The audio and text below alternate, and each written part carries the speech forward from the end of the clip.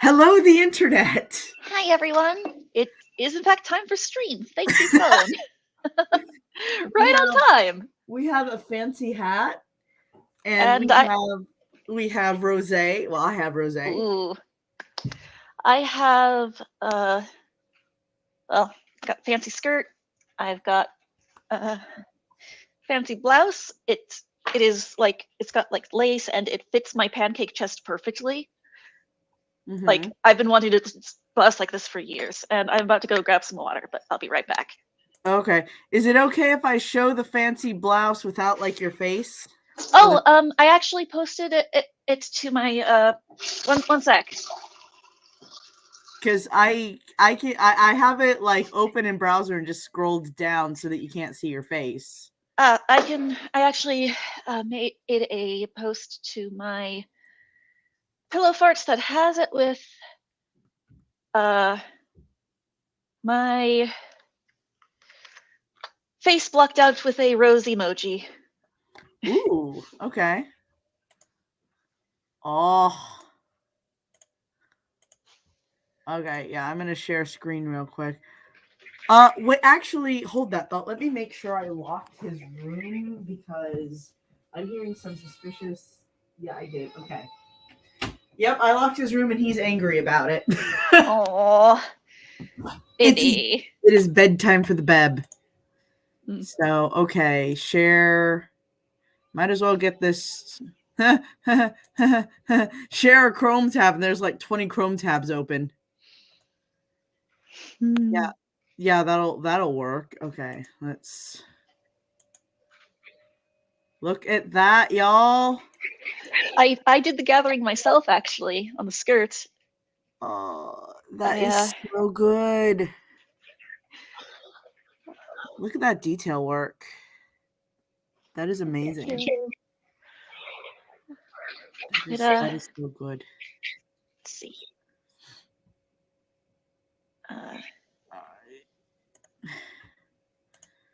All right, now let's navigate to WordPress and get this show on the road. Yes. If you hadn't noticed, I called this "Let's Ruin Valentine's Day by Editing One West Covina." And it's specifically because of the subject matter. So trigger warning, non-con. Yeah, one sec. Yeah, I just started on a video chat with Segan. All right, talk to you later. Bye bye. Let me just. There we go. Okay, add to stream. So as you can see, I've been I've been reading the Game of Thrones wikis, and yeah. Okay, so George was normally a very placid, laid-back type of guy, but he did have a wild streak that only ever really peaked out when Nat was around. Canon citation needed. Trailing his fingers down Nat's body, George caressed his face, neck, and chest as he dropped feather-like kisses along his soft skin. In spots opposite of his hand's touch. You know, I just had a massage at the mall today. Hold on.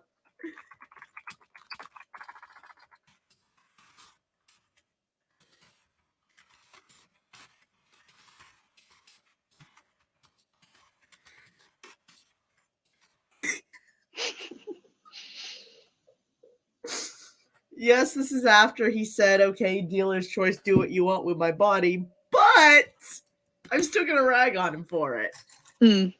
Oh, I should navigate to Facebook, actually. It's on my phone, so I can monitor comments and stuff.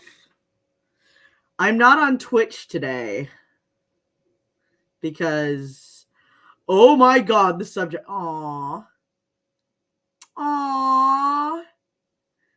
Sorry, I'm in a few Game of Thrones fan groups, and somebody agreed with my hot take on Aemond. They very heartwarmingly agreed with me. Oh, did I show you Trent's Valentine cards? I don't think so. Oh my god. Okay, I need to do that. Am I screen sharing? Yes. Okay. One sec. All right. Okay. I don't know what I've shared since then, so I need to nav. Okay. Ah, yes. Okay. It's the only thing I've shared since then. Okay.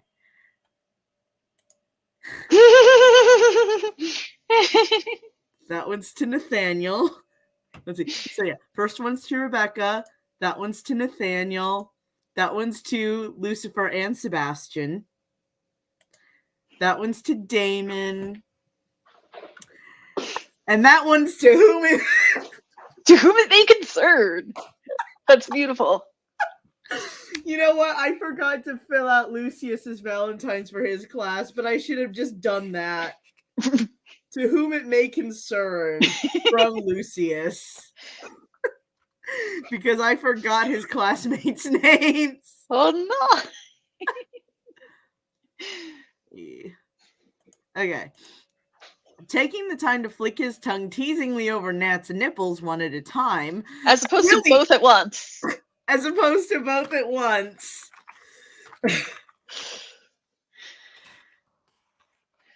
Let's see.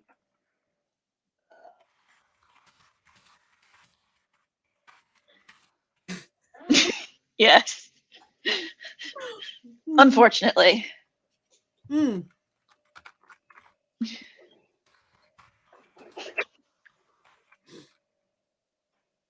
Damn, Venom, what's that tongue do?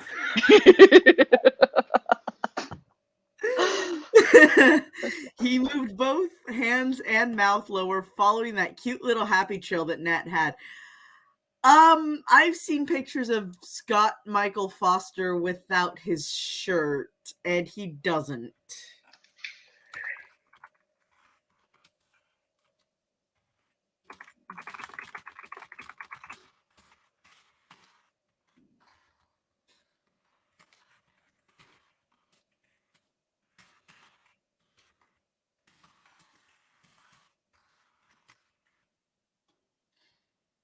It didn't take long for Nathaniel to regret his choice of words. The person with him was a sadist. Notice the choice of words here. The person with him. He's not even aware it's George at this point. Oh, jeez. He is that drugs. Worse, he was edging him. Oh, this was so delicious. Ooh, cue music! Cue music.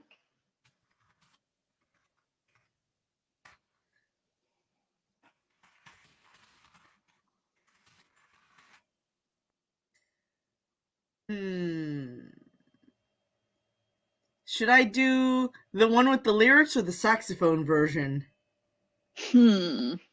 Lyrics.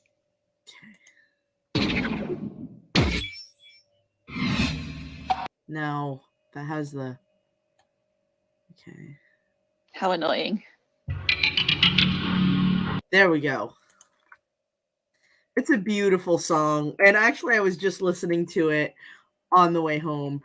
Trent hates this song because through the sea it's a heaven and he is terrified of water.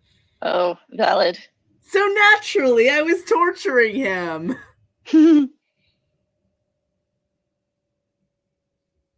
There we go. It's all blurry and stuff, but there you go. Nathaniel had a short refractory period, and he was ready to go almost as soon as his back had hit the table. Being tied up and blindfolded made this 1,000 times better. It's too soon to cue music for Thousandfold, but I want you to know I'm thinking about it. He got to completely lose control. It's too soon to cue music for lose control, but I want you to know that I'm thinking about it. Completely surrender. It's too soon to cue music. Okay, I feel like we need to say this is like three times in this very.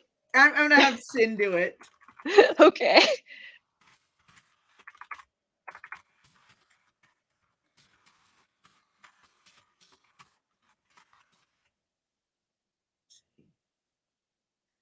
I'm pretty sure lose control is Missy Elliott, so.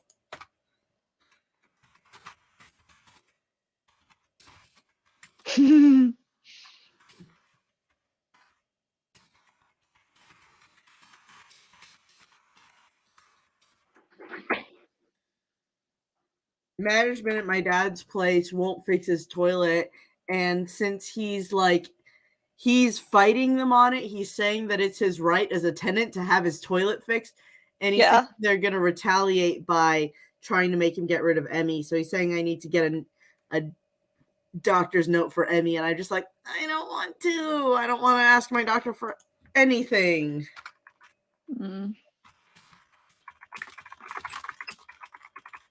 That really sucks.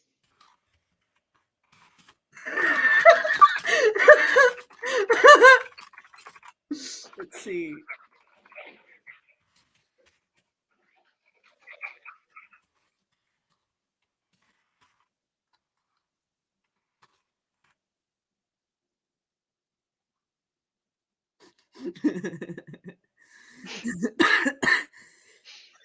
This person knew exactly how to touch him. It was magic. Ooh, ooh.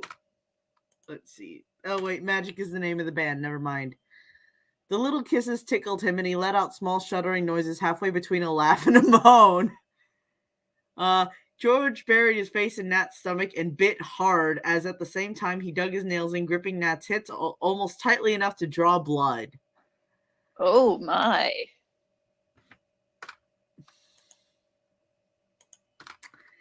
I'm going to give you a react for that.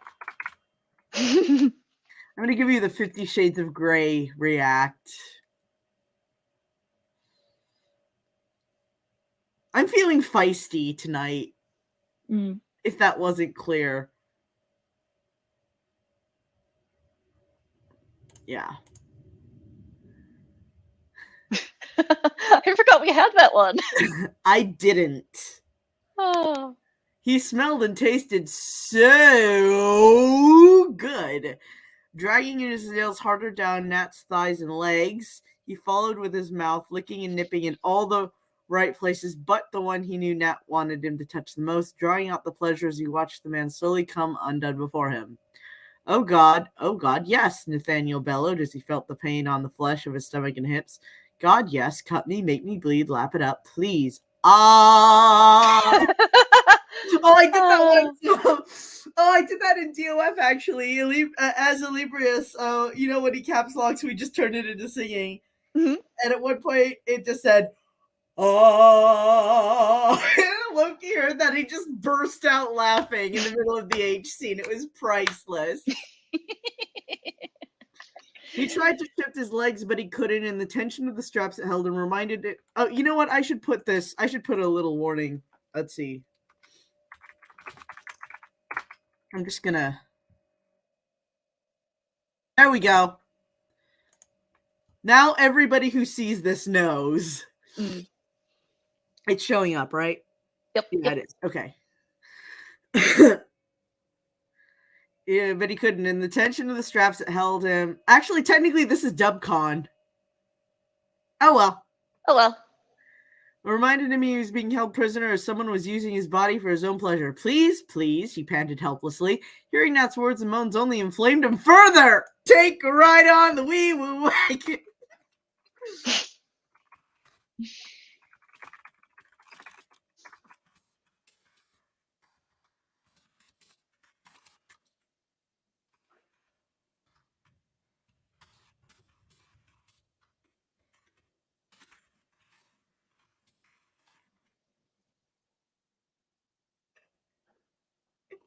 I'm a terrible person. Anyway.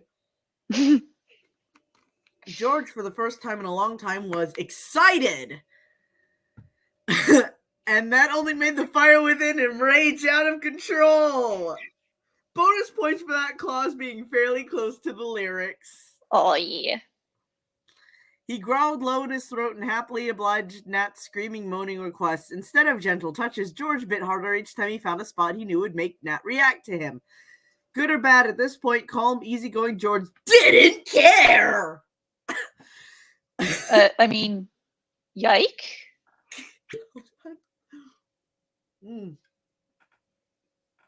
Oh, wow. Sweet vinegar. Oh, awesome. Yike. I might go for the sake instead. I mean, the sake will make me more entertaining. True. I will be right back, friends.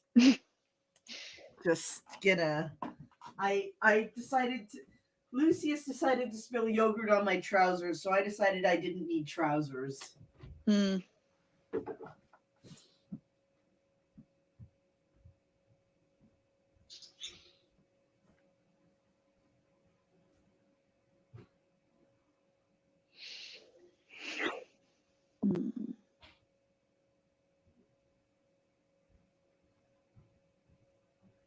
Well, internet. I guess it's just loved us. it there.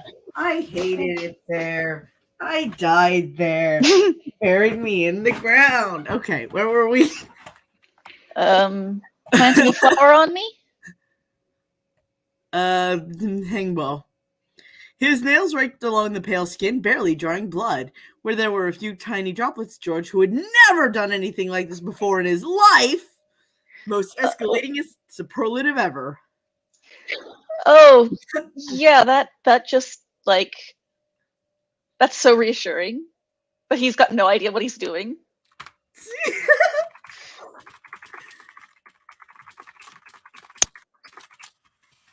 Oh, wait, I need to turn my camera back on.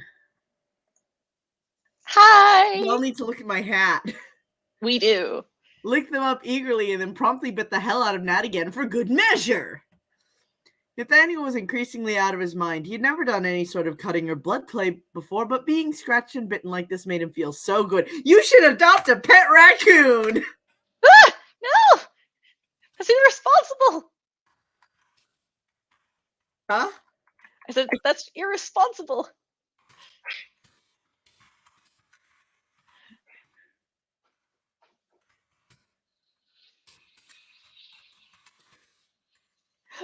Okay, you're right. I walked right into that one.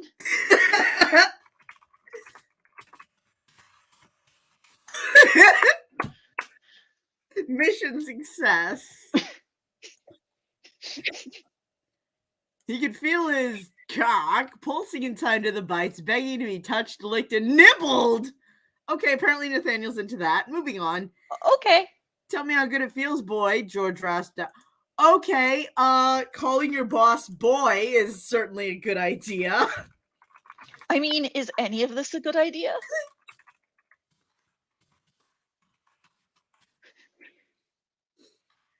Yeah, none of this is a good idea.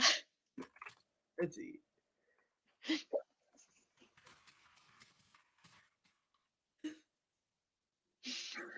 In fact, we just went over that.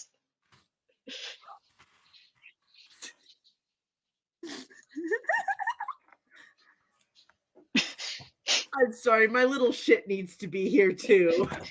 Yeah, she do. She do. Wait, did she got begonned earlier, didn't she? Actually, I think she did, but okay. oh, Yeah, it was for now. Desmona is unbegone. yes. Oh, you're back.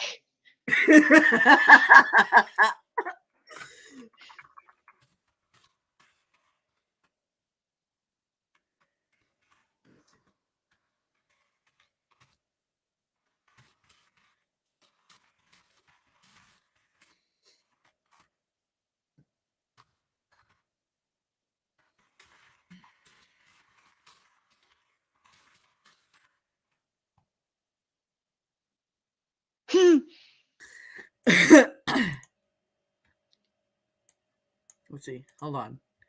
Actually, I'm gonna just have her be an ass. I'm gonna have her. Yeah.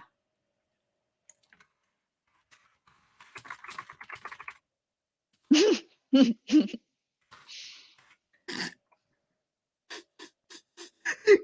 at the bound man on the table, falling easily into the mindset needed for this type of thing. You deserve to be punished, don't you? What?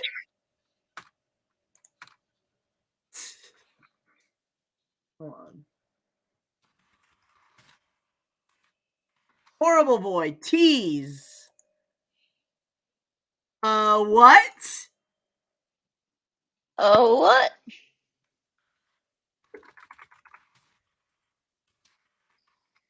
I will make you scream. Each word punctuated with a hard bite or damn near blood drawing scratch from his nails as he raked them harder and deeper against Nat's chest size and legs. God, yes. How did this man know Nathaniel was into verbal degradation? Why did I go so along cringe. with this? Huh? But it's so cringe. Every word George is saying is so cringe.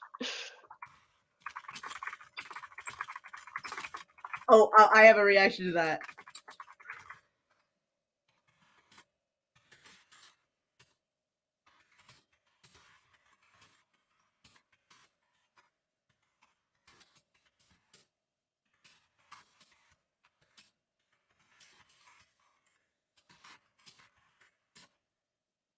Let's see. Give me a second. I need to find it. This sounds exactly like fucking Drapanin trying to seduce Ilibrius.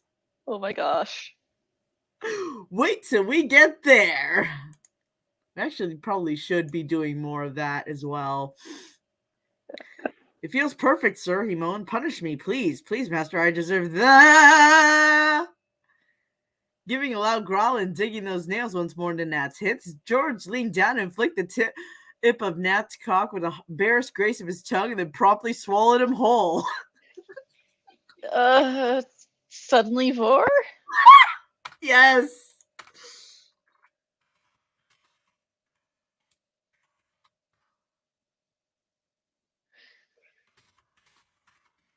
It's probably still too soon, but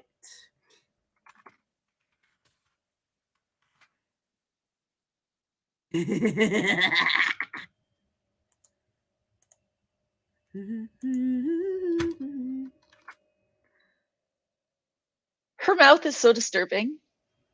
Yes. Jaws should not be able to do that. Correct.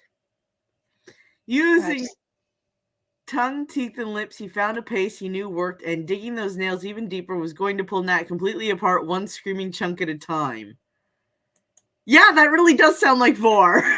Now that you mention it.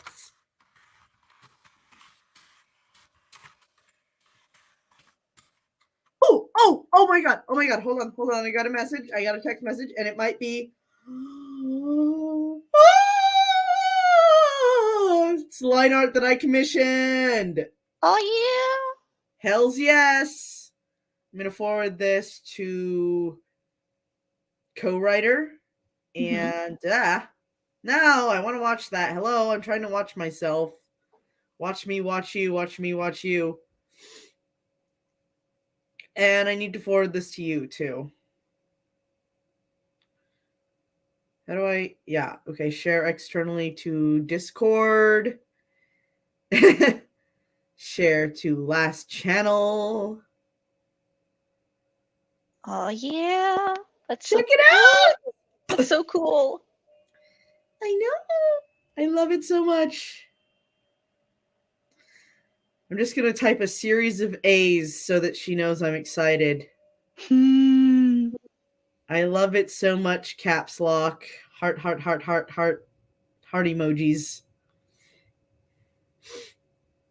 Yeah, she says she's officially ready to start painting. Oh my god, there's even a little heart shape in the bushes in the window. Oh my gosh, you're right. Ah! That's so good. I love it. Oh my gosh. And she says that the scanner cut part of it off, but she also said that once she's got Bill squared away, she will mail me the original painting. Oh my gosh. I'm so excited.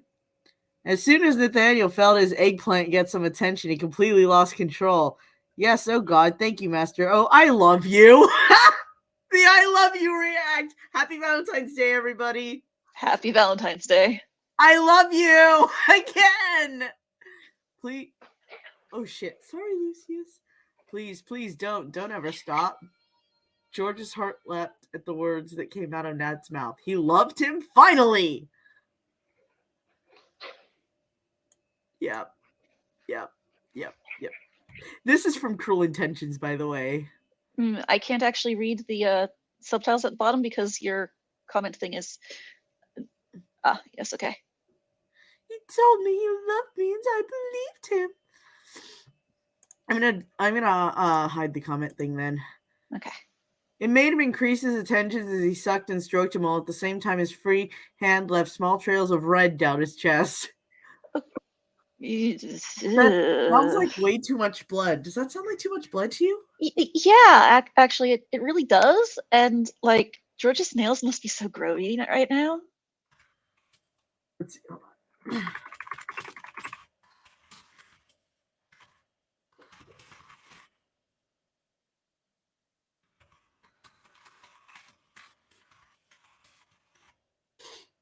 George did have some experience in this scene. Wait. I thought he'd never done anything like this before.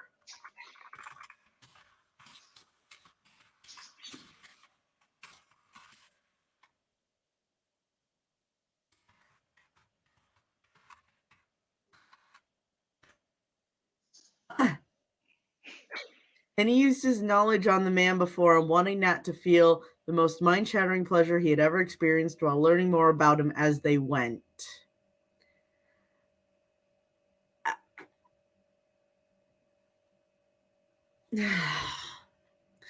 Relaxing his throat, he took him all the way and held there a moment, holding his breath so he didn't choke, but at the same time swallowed around him so Nat would feel the clenching of his esophagus. I actually edited this out, or I didn't edit this part out. I edited out where she had indicated that George's throat felt like a vagina. Okay. And I was like, no, first of all, Nathaniel wouldn't care. Second of all, no. Like I could double check with Loki on that, but I'm pretty sure it's not the same.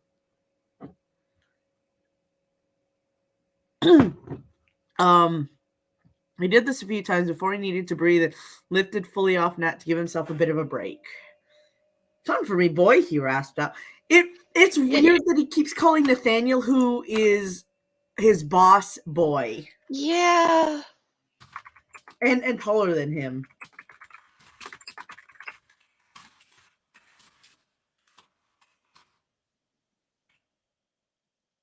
It's also possible that Nathaniel's older than him. Nathaniel's age is actually never given, but we know that George and Josh went to high school together, so they're like within 3 years of each other. Which would make him like between, like, depending if he was an older student or a younger student. It sounded actually like he was a younger student. So if Josh would be like 29 or 30 in this scene, George could be like 26, and then we don't know how old Nathaniel is. Just that he's like near enough for Becca's age to. Anyway, he squeezed Nat's cock hard mid-stroke, for he had not stopped using his hand. Thank you for the information. Anyway, you come only when I say you can, and I want you now. Hold on. Let's see. Is it too soon for? Yeah, it's too soon for another music cue.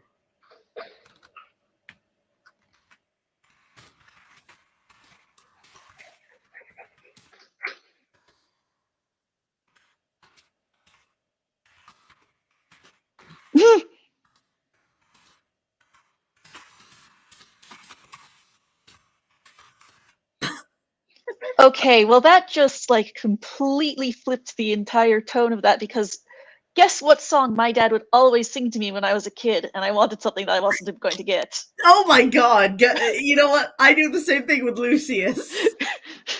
Did I add that in? Yes, absolutely.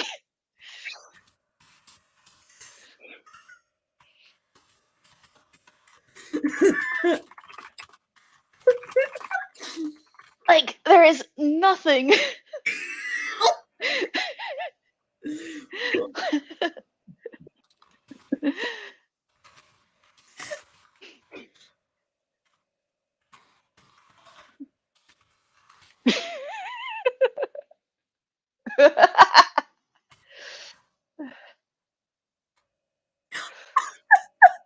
Yeah.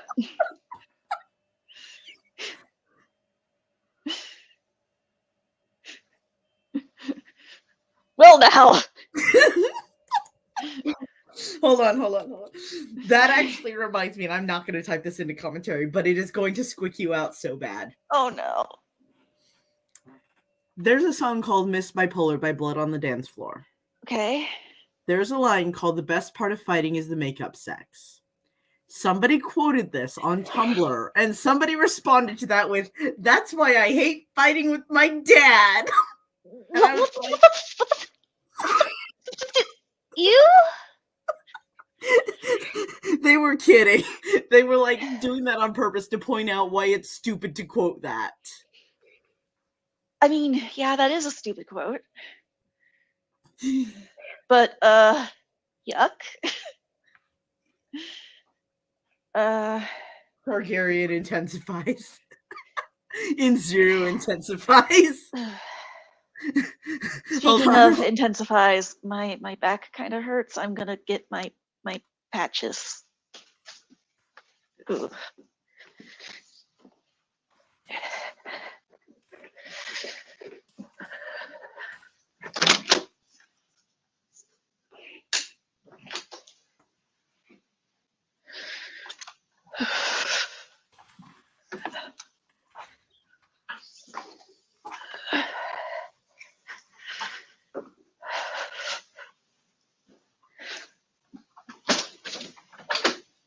All right, I'm back. Okay. In Zero intensifies, but not Corey intensifies? Not yet. George was so close, having slipped his hand down to his own member and stroked himself so hard it nearly hurt. Unlike everyone else who has at this point.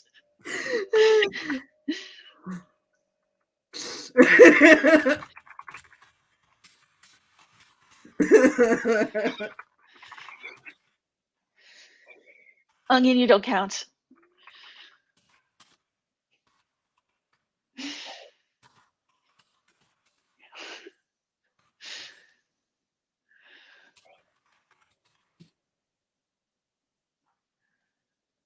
Hold on, I need to look something up real quick.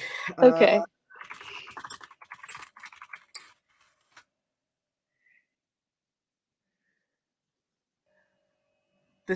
I need to quote something to make Onion look like an idiot. There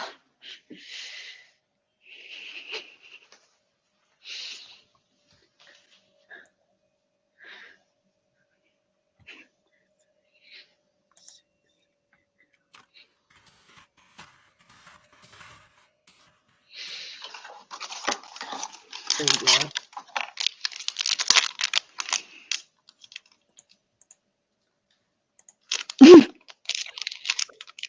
Piffy, what's that rapper crinkling? Well, that is pain patches. Okay. All right. That is an awfully bold assumption. Onion, you don't count. 1, 2, 3, 6, 8, 3, go. That's from the Math of Love Triangles from Crazy Ex-Girlfriend. That was actually a reference to something else also, like within the song. So he was gonna explode and he wanted Nat to come with him. Oh, Creeper explode react. Yes. I don't know why that didn't come up when I searched explode, but okay. Because I do, for those of you who don't know, I do like pre-edit checks where I put in some macros so I don't have to search for them while we're doing this. Nathaniel couldn't come undone. He was already undone. He would do anything that was asked of him, anything at all. He was obedience personified, a broken mewling mess. He came on command and then gasped out, condom in the table drawer. Please, I want you. It was still possible to blush? What? I don't know. Did his face exist for blood to rush into it? These words right here in the quoting marks, he babbled. The Yes. crinkling of Piffy's pain patch, he babbled. George's release followed quickly as soon as Nat came, but it nearly stopped if that is somehow possible. It's not.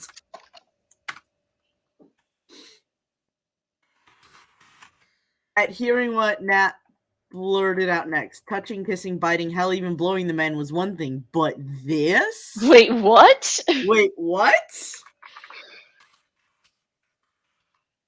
Yeah, apparently penetrating his anus is a limit. I That mean, feels just, really arbitrary. yeah.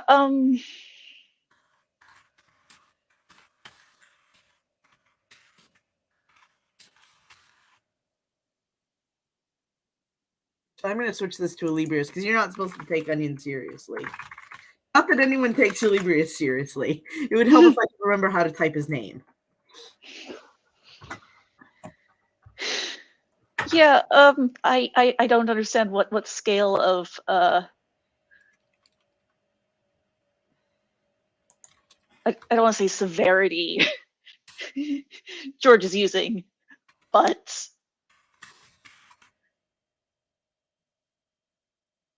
I'll just say scale because I can't think of yeah, an alternative word. yeah. Okay. He stalled. This was what he wanted most in the world, and his heart was beating at an erratic pace, but could he? Could he be having a heart attack? Likely.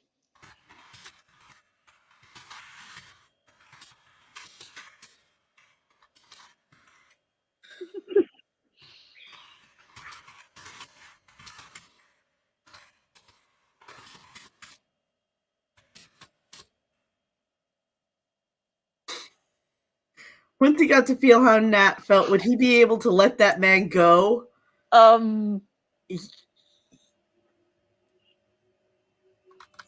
He's already acting super possessive of him, though.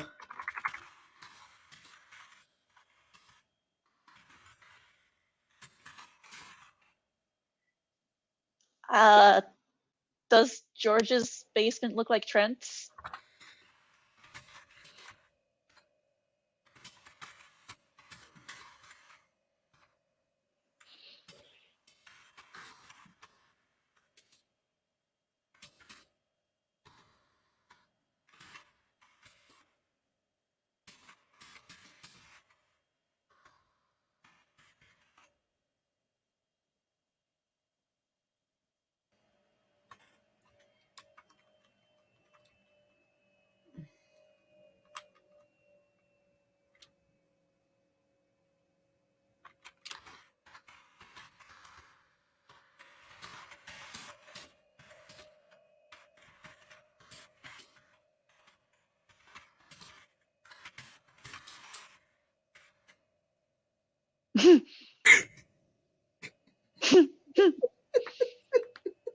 You can tell when she stops giving a shit about being a lawyer. Mm. Oh, hold on. Something just happened here. Am I still streaming on Facebook? Yes, I am. Okay. I guess a button got touched or something. Yeah, okay. He'd already come so far, hadn't he? You tell me, did it hit the ceiling yet?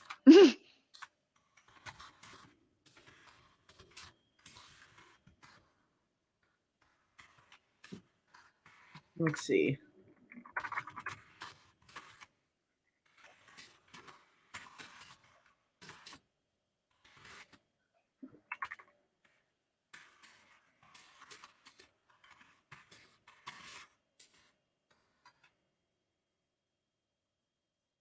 Dad had said yes and asked him to. Oh, hell. Yeah, you're going to the special hell, buddy. Mm-hmm.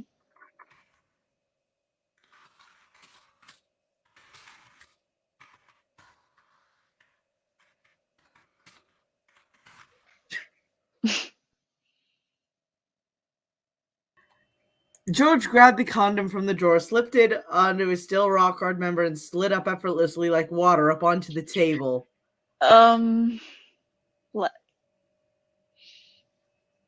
Slime monster, George?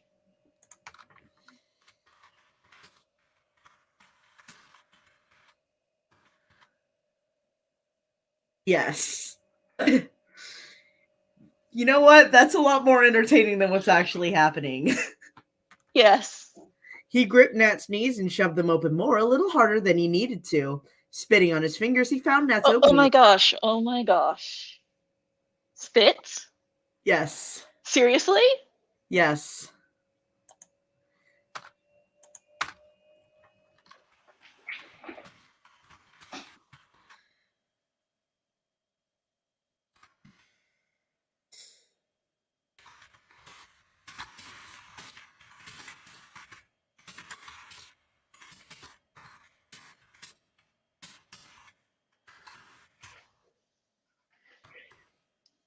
Okay, but more importantly, didn't he bring like a whole bunch of oils with him?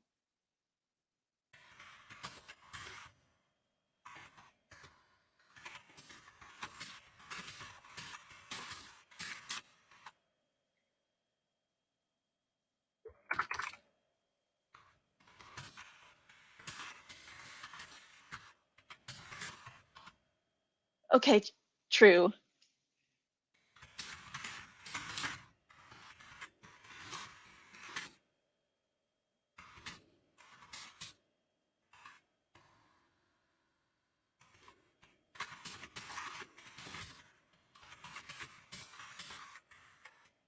Yeah. He found Nat's opening and circled it, watching his face with a smug, satisfied grin. See, this is a part where smirk would be appropriate. Yes. This...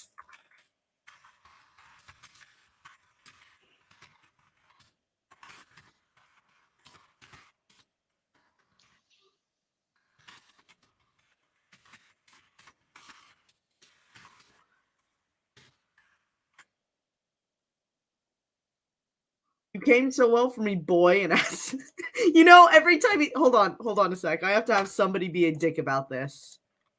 Let's see.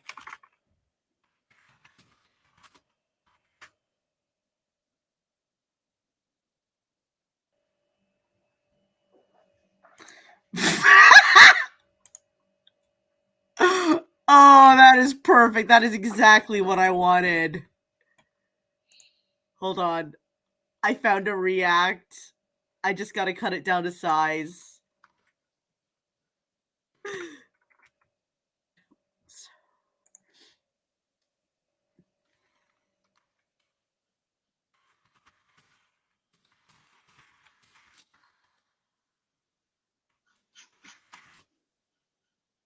Oh wait, you can't see the screen.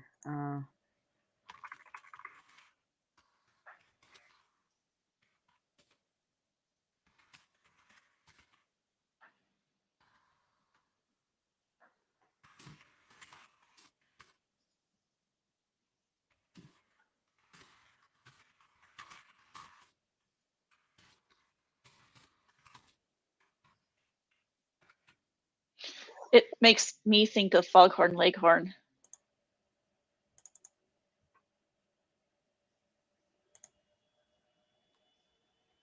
Talba is High Valyrian for boy. I taught Lucius how to say Talba. I'm trying to teach him how to say "Sees Tabak-san," which is "I'm a good boy." Oh. Yeah, he knows how to say "I'm cute" and "I'm happy baby."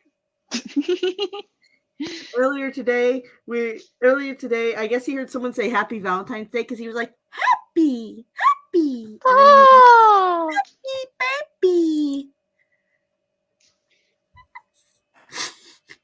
How can I refuse my good boy?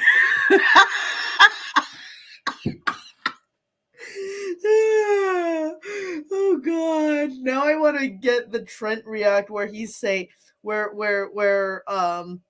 he's talking to a dog and the dog is calling Trent a good boy. But I'm too lazy to look for it. Maybe I'll do it when I'm editing off screen. What he wants when he's behaving so well. His voice was gruff, but affection weaved through it. He slipped his fingers into Nat's opening as he spoke, preparing him. Thank you, master, Nathaniel managed, at the man's praised. I'll be well behaved for you, just you. Only you. Sorry. When he was satisfied that he could do so without hurting Nat, George positioned himself and growled. He was sure he could growl without hurting Nat. That's great.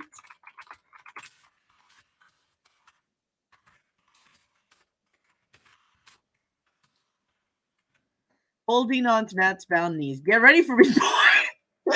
You know what?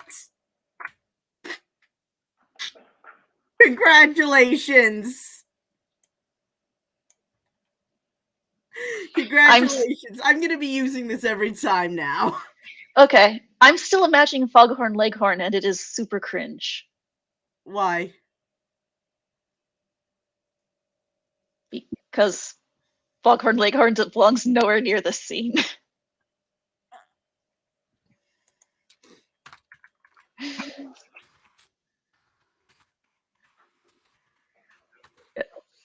And yeah. I'm not familiar with Foghorn Leghorn. Oh my gosh, he's that giant talking rooster from Looney Tunes.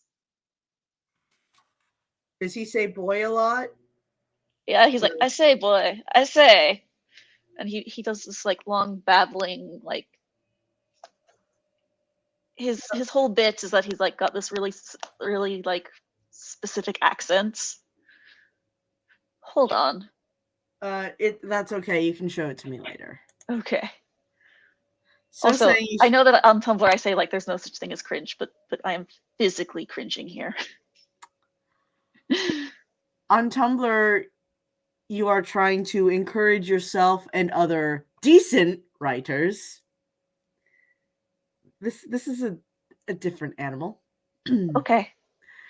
So saying, he shoved into Nat with one hard thrust of his hips. Ow! Ow.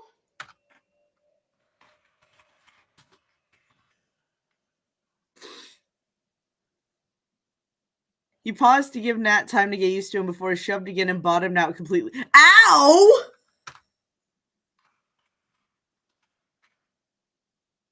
And I'm going to add onion to that.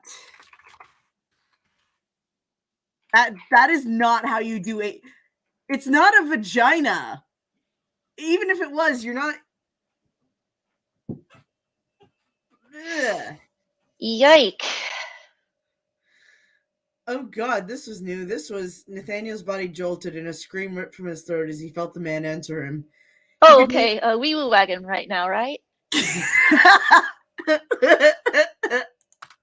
Hold on.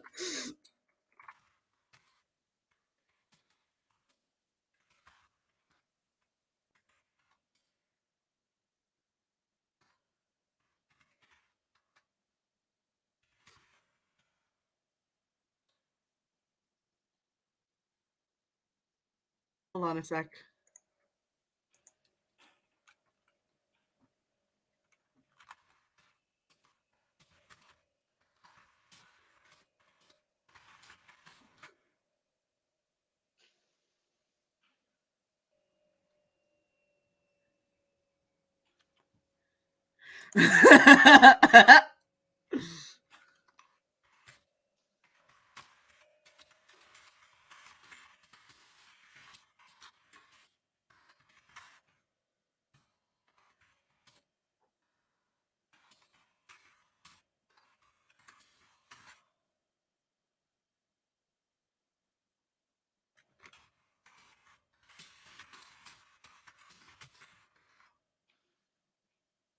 Lena's being an asshole.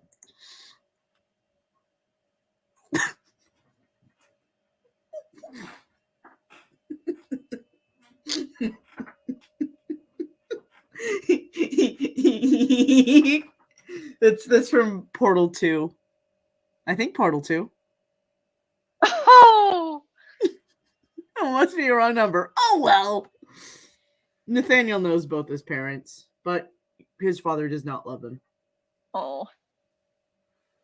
Sucks to be him. I mean, you saw that reference video. So. He could no longer speak, no longer form words. All was emotion, senseless noises, pleasure and pain, and something in between. It was, oh, the bliss will set you free. Oh, the bliss is gonna make you see. You know what else is gonna make you see? Those Hmm. 3D movie glasses. Okay. The stereoscopic effect thing on the. Okay. It was agony. It was everything George thought it would be as he began to move against the man before him, holding him still and making Nat take every pounding thrust of his hip. This is Dubcon at best.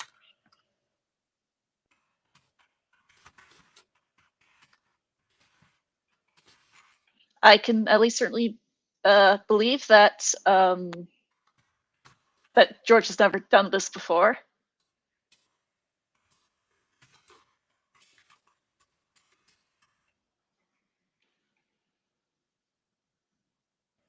Although Bex put in his backstory that he was forcibly pegged by a woman once. Oh. Yike. Maybe she did this and that's why he didn't enjoy it. I'm not gonna transcribe any of that, but George had already gotten rock hard again. Wait. Hearing Nat's request. Oh, okay. We already went over that though. Mm-hmm. So he was already on edge when he started. 10 minutes into it, gasping, swearing, and growling, he came, working Nat's cock with his mouth as he did. Wait a minute. So, okay, if Nathaniel's on his back and George is here, and then George is very flexible. Wait.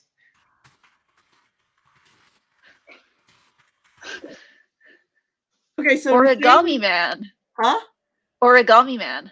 Nathaniel is here. George is here. George's mouth is apparently here. Origami Man.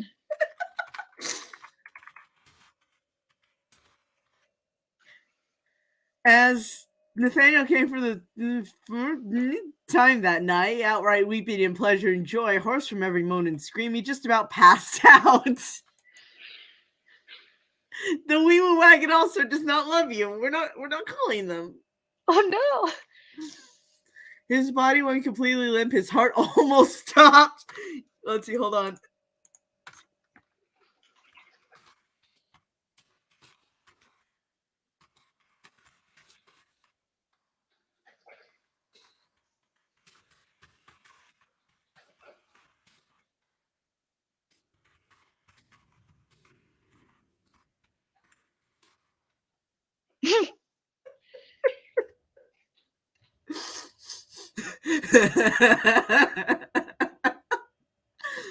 So perfect, so perfect. How could anyone, how could anything, how could feel? This is Alibrius intensifies. Let's see, hold on.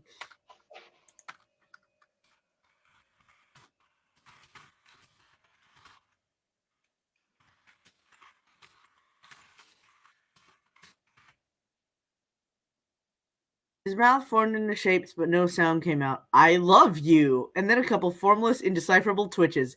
George pulled back with a victorious smirk. I'll keep it at smirk like a jerk. I don't know. What do you think? Smirk like a jerk or smirk like a dickhead? This one will suffice.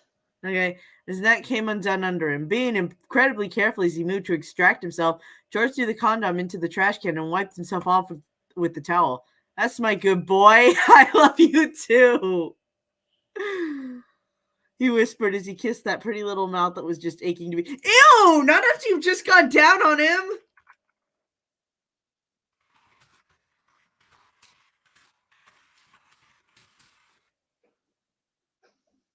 In fact, isn't that what made him not want to kiss Trent? Probably.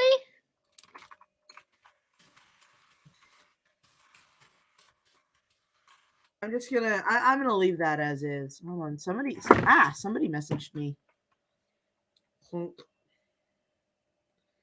New community chat season 2. Ooh, season 2 updates.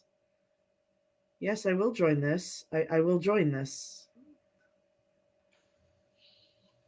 Okay. Let's see.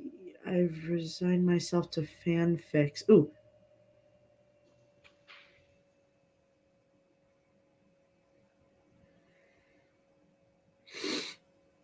Let's see. Yeah, I joined a House of the Dragon season 2 updates chat. Somebody says, since House of the Dragon season 2 will be released in 2024, I resigned myself to fanfic, so I asked for fanfic Rex. I can probably just check the tropes page, but I have very niche interests. Anyway, Nathaniel kissed the man back. He had no presence of mind to resist this time.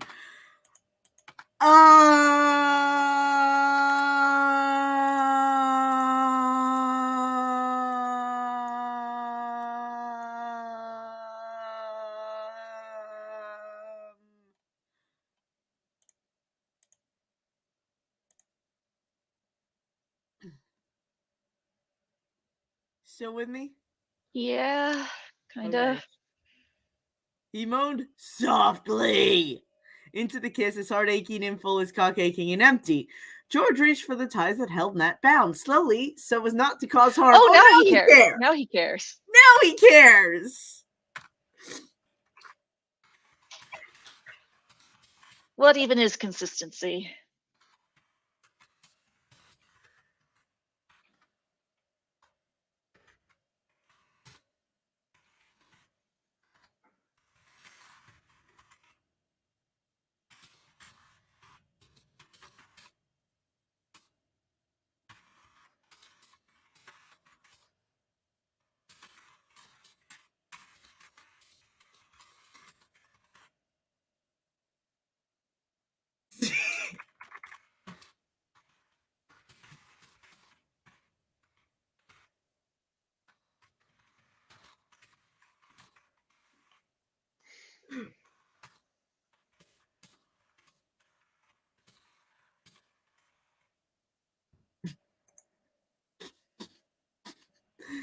He untied Nat and sat him up after taking the blindfold off. Taking some wipes he had sat on a warmer, he very gently and carefully cleaned Nat up. Blood, semen, and other messes! No, what other messes? Ew, what?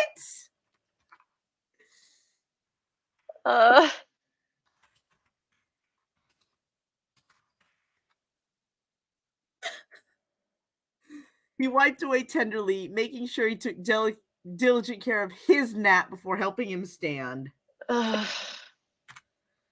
Just gonna.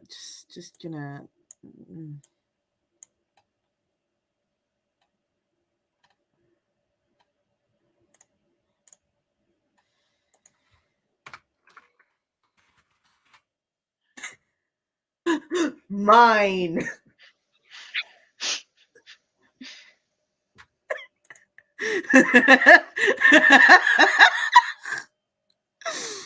The wipes cleansing Nathaniel's cuts burned him. It felt amazing. He felt his cock give a tired little twitch. I'm so glad we're not streaming this on Twitch. Oh, yeah.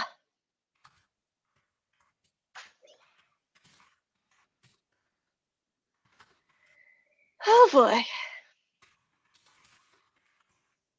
And another moan ripped from his throat. Come on, Nat. Time for bed, George said softly. His voice back to its natural register. Helping the man get under the covers, George smiled softly as he tucked him in and then curled up beside him. Tonight had been a change indeed. A change indeed.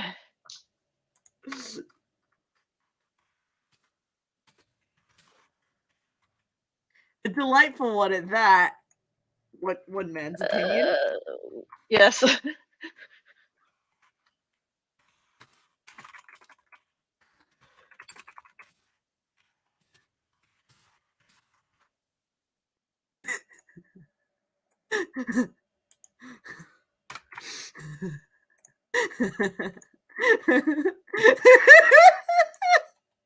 I don't want to misgender Onion by telling him he doesn't count. You know what? We'll be speciesist instead.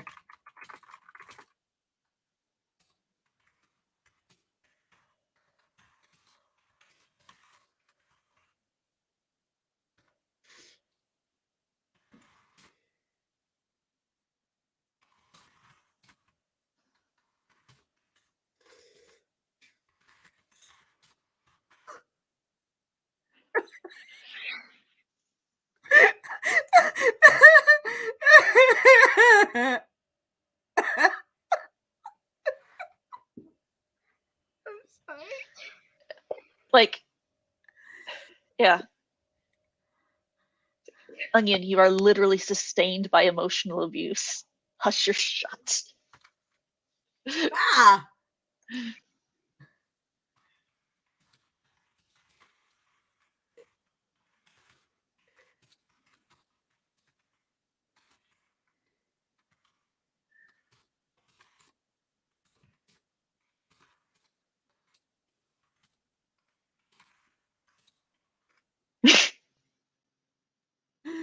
Nathaniel leaned on the other, vision bleary, and hobbled on jelly legs to bed. His satin sheets smelled amazing on his overly sensitized skin. The pillow bearers he had put up mysteriously moved around through the night, and Nathaniel fell asleep cuddling his bedmate like a teddy bear, head on his shoulder, cheek against cheek. Dot dot dot dot dot dot.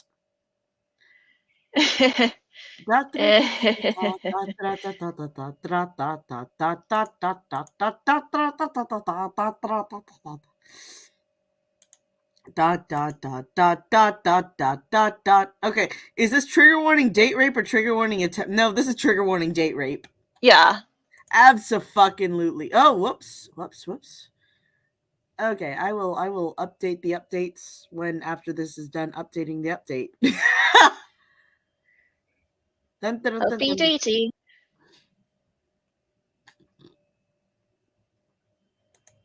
This is taking a stupidly long time.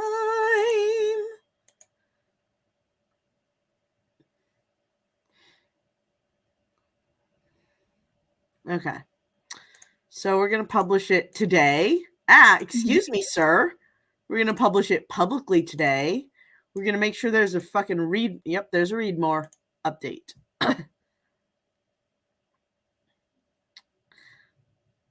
Okay. Now, do you want to go to the next chapter or do you want to do the In Defense of Gethsemane thing that we were doing? I think I'd like to switch to the other thing. Okay. One sec. Yeah, that was a lot. Indeed. It gets worse. It gets worse. Yeah, that's why I was like, let's switch. You've already seen. Oh yeah, you've already seen part of the next chapter thingy. Okay, let's see. Seganbot. Were we on Seganbot? No. Where did I put it? I guess I didn't put it in DOF. I didn't put it. Okay, I probably didn't put it in. Oh, Unlimited Spork Works. The new sub channel. Okay, I found it. Control F. Oh, it even tells me where to find it. Okay. There we go. Hey, excuse me. Hello. There we go. Okay. All right. Okay. It's cheaper than an abortion. Yes, considering it is an abortion, meaning the miscarriage tea. Those are always cheaper, I've found. Yet my mother kept me. I never completely understood why she did not kill me while I was still inside her womb. That's harrowing. Okay. Yeah. If it's any consolation at all, I don't understand it either. Oh my god! Oh my god! I'm glad she's talking about a fictional character. Yeah.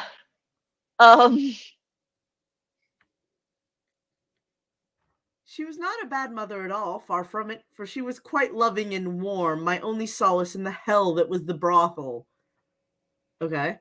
I think the author's hinting that her life in the brothel is equal to Barker's life on Devil's Island, thus making them angstily connected. I don't. I think that's a reach. I think she is a young girl, and when I say young, I mean like 18 or younger, who doesn't like the fact that she grew up in a brothel. Yeah. Not a lot of 18-year-old girls would be happy about having grown up in a brothel.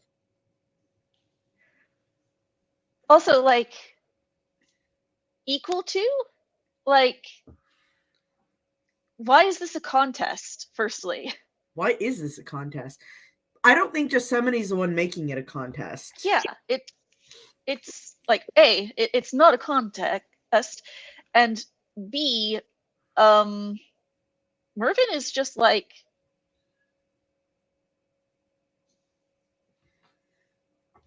like by saying that like Ruben is basically being like,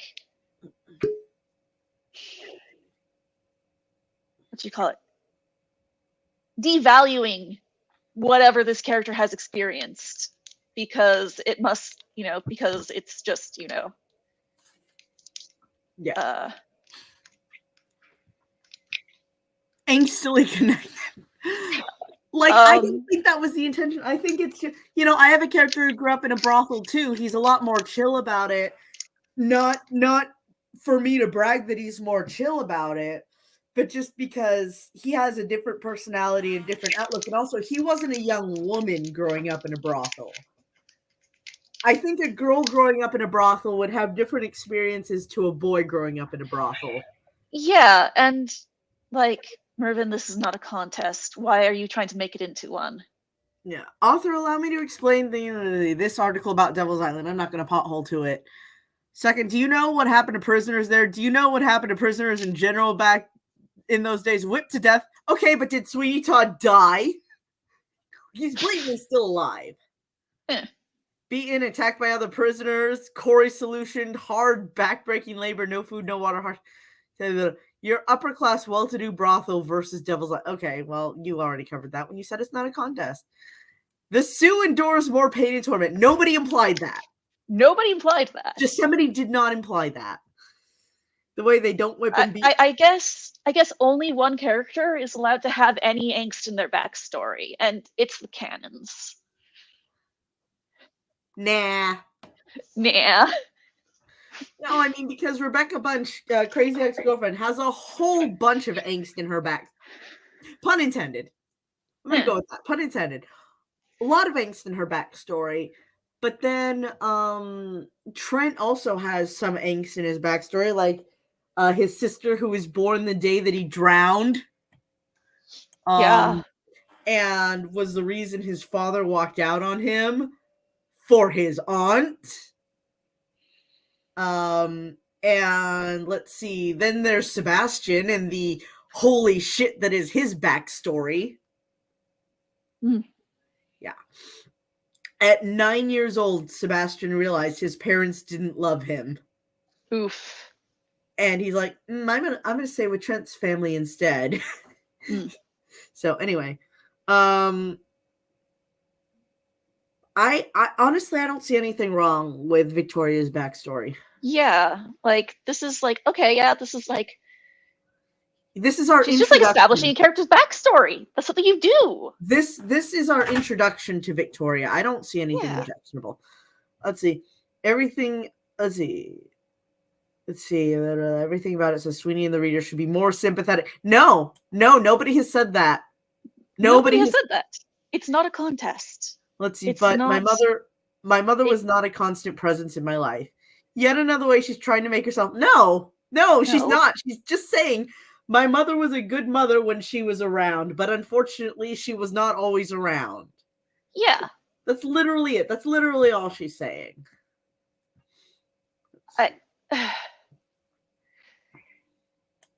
And also, this does cause developmental harm. Yeah. Your parents not being there when you need them. Citation me. My mom left when I was younger, and I am super fucked up. And I know kids who had grew up in a single parent household who their parents did the best they could, but they still came out super fucked up. Or they had parents who like made it clear they didn't want to be there, and they grew up super fucked up. Yeah, and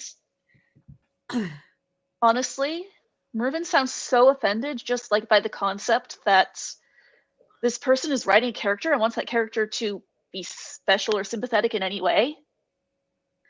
Yeah. Like, what's your problem, man? Like, this is the kind of shit that, like you said, made you afraid to make Irina at all special. Yeah. It's like, I was so afraid to make Irina anything more than, like, irrelevant side character material because of attitudes like this. Yeah. This is, like, super toxic and fucked up. Yeah. Like, there's times when I refer to someone else's character as a Sue, but that's if they've just gotten so hard on all of my nerves. And it's usually shorthand for I'm trying to do something and everything I try to do is being overshadowed by this person. Like, that's how I feel about Akuma, for example. Right. And that's why I refer to Akuma. And again, it's shorthand. It's a convenient thing to say. But anyway, I worked as a maid and was forced to leave whenever a well-respected patron would enter the main parlor, lest they think a small child was on the main. Yeah, you know what? That's valid. Like, that is a valid reason to have to leave. Yeah, that seems like I mean, that seems like a win for everyone involved, actually. It does. You know? A rich and lavishly furnished facade of a room. I think the Suther has mistaken London for India. No, What? maybe she just wanted to write her own original setting. It's an Yeah. AU. It's an AU. She's writing an original setting. Let her write her original setting. Yeah, like how dare you describe a place? I was always forced to make the bed and clean the sheets after a patron's visit, and I did so with no complaints. Let's see. How the hell can these people afford to do all this if, as Mrs. Lovett so wistfully says, times is hard? Oh, no, nobody's you know allowed what? to have a functioning business. No. If it's a lavishly furnished brothel, I can see where the objection would come in. So that is a valid complaint. Like, yeah, it's a functioning business, but I feel like if Yosemite wanted that to work, if she wanted it to be lavishly furnished, she should have specified that, these were gifts to the madam or to the girls who worked in the brothel, or like these were, a reason that they would have them in lower class London during an economic crisis. Okay. So that's, yeah. I then returned to my normal duties as laundress, kitchen wench, and even serving girl to the upper ranked girls. I don't like the phrase kitchen wench, but I'll let it go. Maybe that's correct. The historical inaccuracies of this fic are beginning to make me grind my teeth. Well, I wish you would say which ones are historical inaccuracies. Yeah. What is historically inaccurate about? Because I could do research, but I'm assuming you've already done the research and you're sporking this. You need to tell me the research. Yeah. Okay. I'm gonna move on. Okay. Once a week, normally on a Saturday, that was when the patrons would come flooding in. You know what? This is valid. It's mean, but it's valid. Okay, but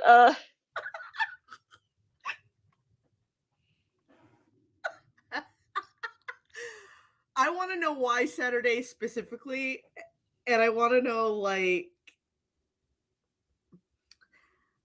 know why it's just one day set aside for this. Like that, I feel like this is a valid criticism. And that wasn't phrased too nastily, so I'll give her that. The women flocking to them with their faces outrageously painted. Oh my god! Well, okay. Yeah. Maybe that's what happened. I would leave the brothel and the district altogether and walk towards Fleet Street. Okay, so maybe times was just hard in Fleet Street because it says she's leaving the district and walking towards Fleet Street. Yeah. So different district. We'll remember this. Oh boy, here we go. Yeah, here we go. Here we go. She is like approaching something related to the canon, and therefore she's doing something terrible and unforgivable. How dare she walk towards a street where a main character lives? 2 main characters. Gasp. So sinful. There was a small pie shop in which I would spend a majority of my afternoons with the owner, Mrs. Lovett. How predictably boring. How? She didn't say anything. Yeah, so she's not allowed to do anything interesting, but she's also not allowed to be boring. She said, I walked out of the district and spent my afternoon with this canon. Like, I feel like this is good establishment, honestly. Yeah, like This is what she got bullied off the platform for, really? Really? She was so good to me. She would give me small pies that she just baked just for me and a bit of ale. Oh, that's heartwarming. This is a fairly powerful Sue. She's got everyone. Maybe she's a young girl in a pie shop owned by a woman who doesn't like to see children suffer. Yeah. Catering to her? You mean showing, like, a modicum of kindness? I mean, in canon, Mrs. Lovett didn't like to see Toby suffer. She adopted him to get him out of the hands of an abusive person that he was working for. So yeah, her showing kindness to a young girl who spends her afternoon at the pie shop, especially a girl she knows well, because she spends every afternoon, or she spends at least one afternoon a week there, is not out of character for Mrs. Lovett. Yeah, like, Mervyn, you're projecting a lot of stuff onto this that isn't there. I want to see some of Mervin's writing if it's so good. Like if she's on such a high horse that she can do all this shit. There was another in a shop, or shall I say above it, a barber. Cedric the Entertainer. No, it was not. Benjamin Barker. I was hoping for Cedric the Entertainer. Well, then go read a Cedric the Entertainer fanfic, I guess. He was very handsome indeed. Cue the fangirl screaming. You're not allowed to say that a character is attractive? What? This is what yeah, no, it's illegal to mention that one of the most lusted after men in the world is, attractive.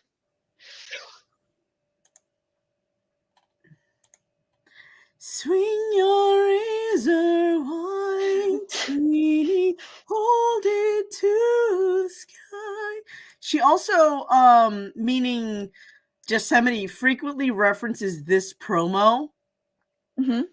Which is a black and white with just the barber's chair in red. And she she describes how he's sitting in the chair. And I personally think it's kind of neat. It's evocative, but Mervyn gets all up her ass about it. But oh, look at that smile! Oh, that's cute. That's cute! That's cute. No, I'm going to fanfic hell because I said that Johnny Depp has a cute smile. Oh no. Oh no! Luckily, my OC is already married to Lucifer, so it won't be a bad trip. With dark hair, warm eyes, dark as rich chocolate, and deeper than any ocean. Shaking with rage? Shaking with rage? That is an overreaction. Like, what is Mervyn? His eyes have inspired so much of that stupid nonsense, I'm surprised he hasn't torn them out by now. Tanto tempo fa. No, but anyway. So sorry, but she said one sentence complimenting Johnny Depp's looks, and this has you shaking with rage. His eyes have inspired so much stupid nonsense. You're surprised he hasn't disabled himself by now. Really? Really?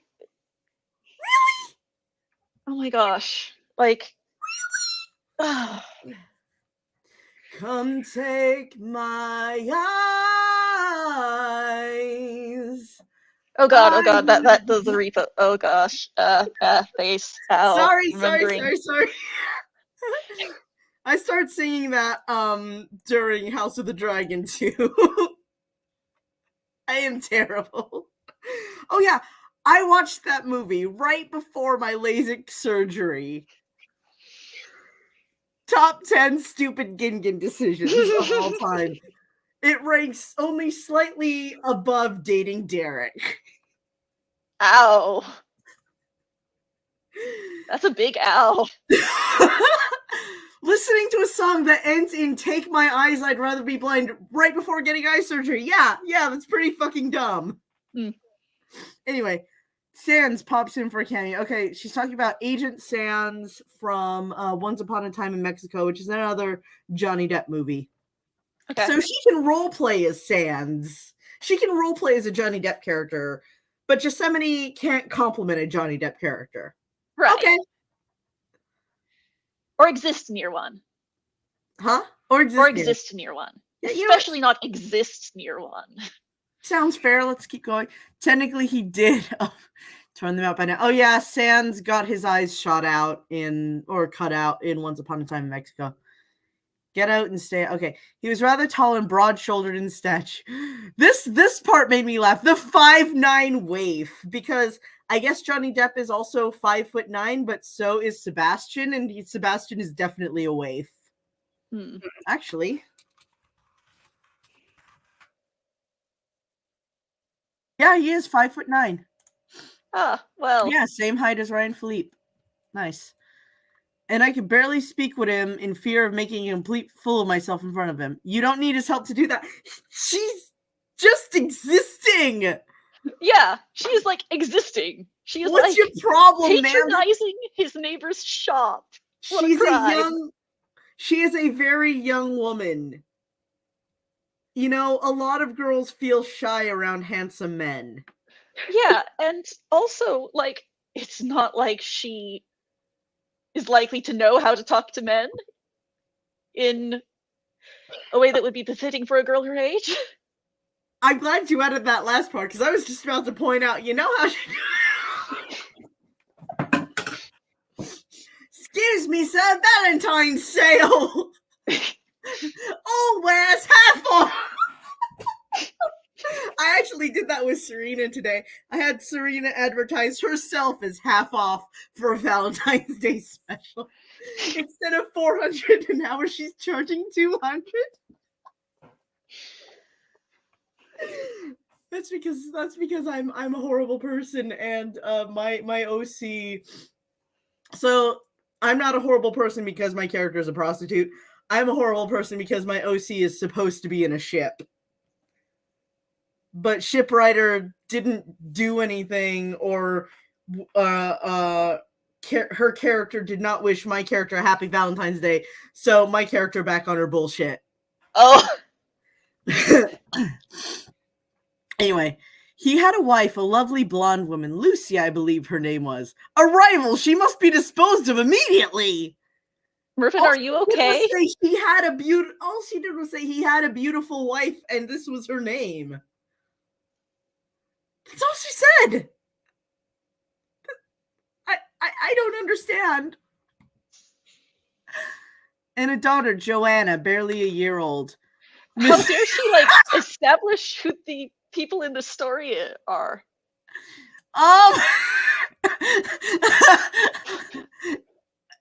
I think in that case it would be Miss Barker or Ms. Barker. I'm not reading that out loud. No, I am not. I write a trans character, and I have trans friends. I'm not doing that. Yeah. He's very kind to me and often brought me a single white rose. Oh, like oh shit, what was his name in season like 2A of Sailor Moon? Moonlight Knight. The Moonlight the new White Roses, Moonlight Knight. It was Tuxedo Mask, but in white. Oh, cool. It was like an alternate personality of Endymion. I don't know. It was a really weird storyline. Right. How scandalous. He should be quite ashamed of himself, especially considering every day he'd send her a flower. Okay, yeah. So every day he'd send her a flower is referring to Judge Turpin sending Lucy a flower to basically proposition her for sex.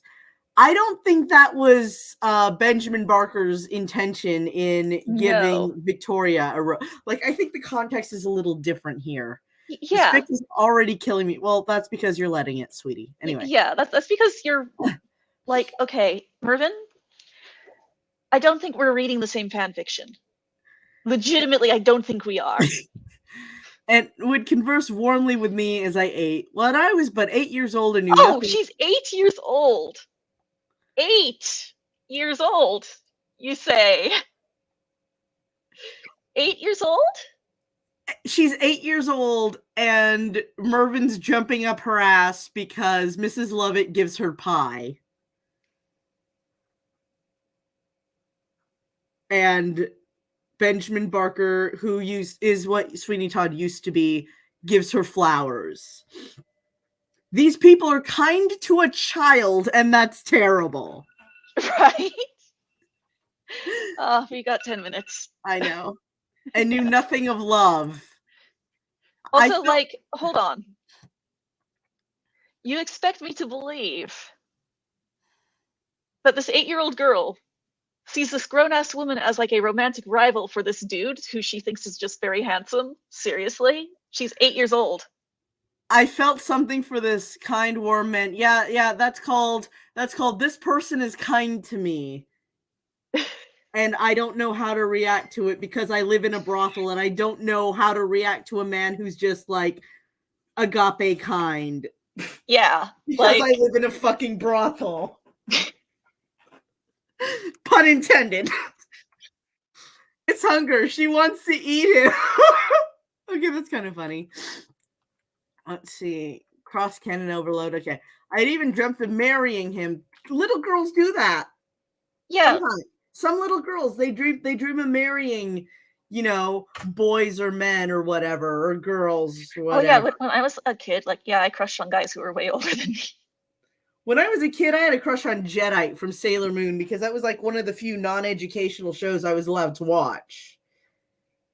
So Jedi was like my first like anime crush or celebrity crush or whatever, and then followed closely by Leo DiCaprio, which is kind of cringe now considering the type of person he turned out to be, but he was a dreamboat in Titanic.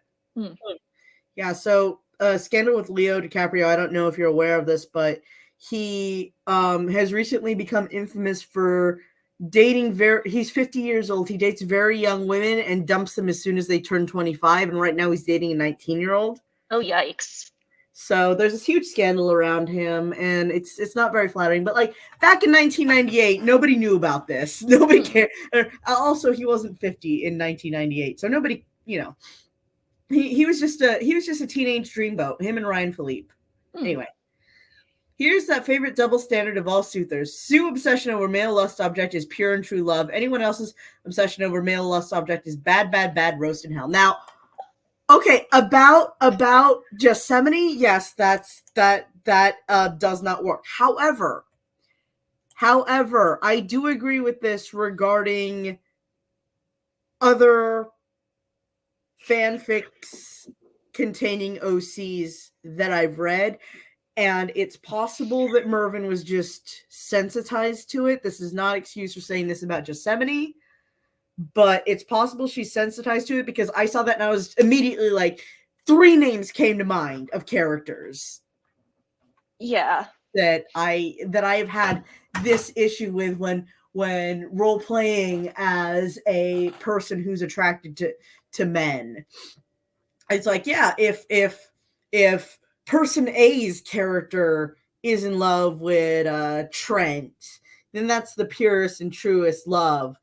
But if Felix over here, or Jeffrey over here, or Nathaniel over here, Damon over here lusts after Trent, they're wrong bad. I still think that Mervyn's going too far in the other direction here, where it's like, oh, like, bad, bad, bad roast in hell is basically how she's treating just attraction to Johnny Depp by, you know. Yeah. She's that was definitely not fair of her to say about Yosemite or Victoria, the character. It made me blush to simply recall it. You're 8 years old and already dreaming of doing the bump with this guy. No, she's not.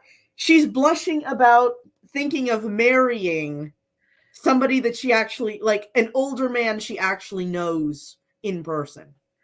Yeah, she's blushing because she's 8 years old and she's dreaming about marrying an actual acquaintance. That would make any 8-year-old blush. Yeah, you're also the next couple sentences, like, what the fuck? What the fuck? I'm not reading those. I skimmed them and I decided I'm not going to read them out loud. Okay, thank you. But also, what the fuck? And I never told my mother of my dear friend. He's not your friend. He feels sorry for you. Wow, what a thing to tell a child. Lucius, that teacher isn't your friend. She just feels sorry for you. Oh my God. No, I feel terrible for saying that. Yeah. I would never tell my child that. I would never tell anybody's child that. Unless they're an adult. I would tell some people's adult children that. But I would never tell like an 8-year-old that. Yeah. Yeah, one day I'd gone to Mrs. Lovett's pie shop, just as I always had, and I found there was no White Rose, no Benjamin Barker, no Lucy, and no even little Joanna. And just whatever shall you do? God forbid the world not cater to you ever. That's not what's going on here. She's like, hey, where did my friends go? Yeah, it's like, my routine has been broken. Oh no, how dare you say that your routine's been broken. I inquired of it to Mrs. You know, like she's actually like,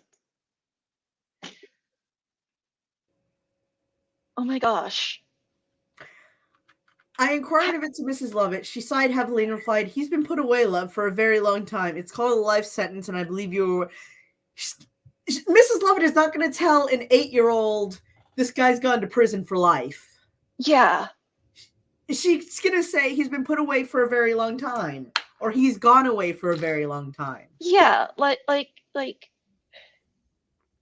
also it really pisses me off. It's like, oh yeah, showing kindness to children, that's catering to them now. That's basically waiting on them hand and foot. It's like, no. I wait on my 2-year-old hand and foot, but he's 2 years old. Yeah, but like this is like really...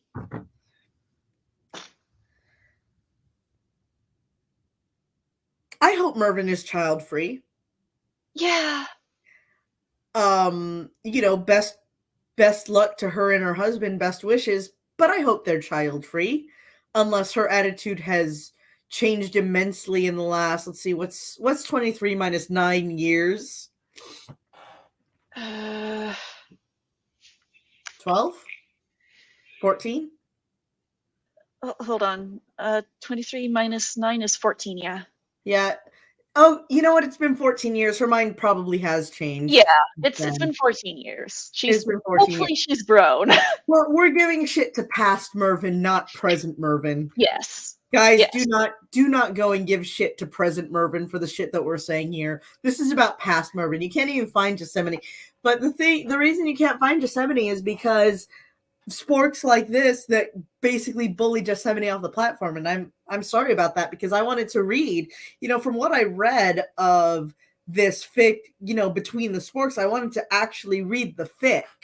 Yeah. And then I couldn't find it, and that made me sad. Yeah. And, you know, admittedly, like,